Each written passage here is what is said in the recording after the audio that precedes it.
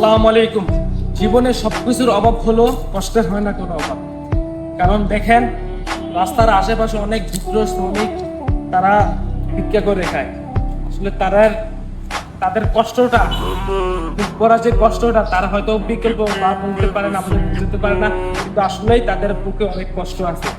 কষ্ট আছে বলতে দেখেন, তারা যদি পারতো তারা আর ভিক্ষা করতো না, তারা এমনি খেতো।